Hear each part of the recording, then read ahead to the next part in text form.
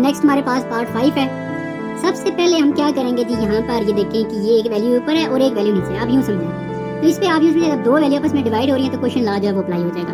तो इसको हम यूँ लिखेंगे, लॉग 5 की पावर जो भी है 2 की 5 और एक पावर 1/3, ये ऊपर वाली वैल्यू होगी। फिर माइनस, जब लॉग इसके साथ आएगा तो यहाँ पर आप दो काम कर लें। एक तो आप लिखें इसको लॉग, पहले तो मैं ये सारी वैल्यू लिखता हूँ, 4.4 t और b की पावर 3। ये जो इसका साइन है ना, और यहाँ पर 3 लिखा हुआ है, इसको हम यूँ लिख सकते हैं ये और 1/3। ये मैंने आपको गाइड किया था ऐसे कि जब ये वाला सिर्फ साइन होगा तो 1/2 लिखेंगे, लेकिन अगर यहाँ पर इसके ऊपर छोटा सा ऊपर कुछ लिखा हो, जैसे यहाँ पर 3 लिखा है तो इसका 1/3 लिखेंगे, और यहाँ पर भी देखें एज इट इज 3 लिखा है तो इसको 1/3 लिख देंगे। तो ये आपका फर्स्ट स्टेप हो गया, यानी कि आपने क्वेश्चन लॉ जो है वो यूज किया। अब क्या करेंगे कि इसके ऊपर देखें ये सारी चीजें मल्टीप्लाई हो रही हैं, जब लॉग इनके साथ अलग अलग आएगा तो ये प्रोडक्ट लॉ फॉर्म है, तो इसलिए लॉग हम लिखेंगे इसको यूं, लॉग 5 की पावर 2, फिर प्लस का साइन आएगा, ठीक है जी। फिर लॉग आएगा t की पावर 5। देखिए ये सारी चीजें मल्टीप्लाई हो रही है, ये प्लस में चेंज हो रही है। ये मैंने आपको बताया था स्टार्ट में कि ये मल्टीप्लाई चेंज होगा प्लस में, प्लस इसमें चेंज हो सकता है, इसी तरह डिवाइड माइनस में, माइनस डिवाइड में। इसकी ट्रिक क्यों माइंड में रखें, लेकिन ये साइन दोनों मिलते जुलते हैं ना, ये भी दोनों मिलते जुलते हैं, जैसे सिर्फ यहाँ पर दो डॉट्स हैं, इस तरह ये आप माइंड में रख लें कि ये चीज़ें आपस में लिंक्ड हैं। अब क्या आएगा जी, प्लस लॉग a की पावर 1/3। अच्छा, इसके ऊपर तो हमने अप्लाई कर दिया। अब यहाँ पर क्या होगा, यहाँ पर सबसे पहले पावर है, पावर को आप स्टार्ट में लिखेंगे, ये माइनस एज इट इज लिख देता हूँ, ये 1/3।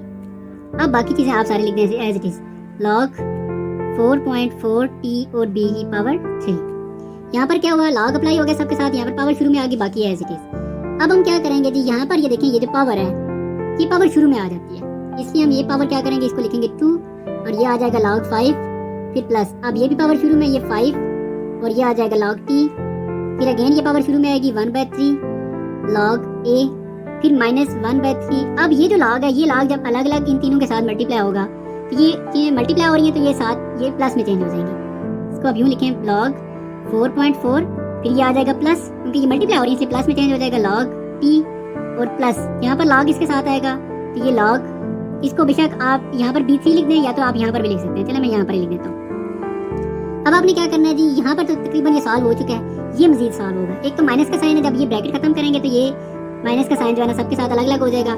यहाँ पर दो स्टेप्स हैं वो मैं आपको गाइड कर देता हूँ। देखें ये आ जाएगा 2 log 5 plus 5 log t plus 1/3 log a, ये तो एज इट इज है। अब ये जो माइनस का साइन है, जब ये ब्रैकेट खत्म करेंगे ना, ये वैसे यहाँ तक भी ठीक है, सिर्फ जस्ट हमने ये पावर शुरू में लिख देनी है, लेकिन क्योंकि हम इसको एक्सपेंड कर रहे हैं ना, इसलिए हम बेहतर ये है कि इसको मजीद सॉल्व कर लें। ये माइनस, ये 1/3 सबके साथ आएगा अलग अलग, तो ये क्या होगा जी, माइनस का साइन है तो ये माइनस 1/3, ये log 4.4 आ गया। अब इस माइनस की वजह से ये प्लस क्या हो जाएगा, ये भी माइनस हो जाएगा, 1/3 इसके साथ भी जाएगा, ये आ जाएगा log t, और ये माइनस की वजह से ये इसमें प्लस क्या हो जाएगा, माइनस, और फिर 1/3।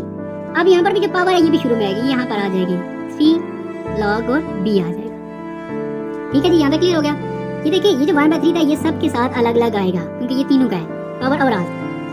अब हम यहाँ पर एक स्टेप और ये कर सकते हैं, बाकी तकरीबन क्वेश्चन सॉल्व हो गया। ये 3 और 3 आपस में कैंसिल हो सकते हैं, बाकी बस सारा एज इट इज आप लिख दें। जैसे मैं लिख देता हूँ 2 log 5 प्लस 5 log t और plus 1/3 log a minus 1/3 log 4.4, फिर माइनस 1/3 log t और माइनस log b। ठीक है जी, यहाँ तक ये आपका क्वेश्चन जो है ये कंप्लीट सॉल्व हो चुका है।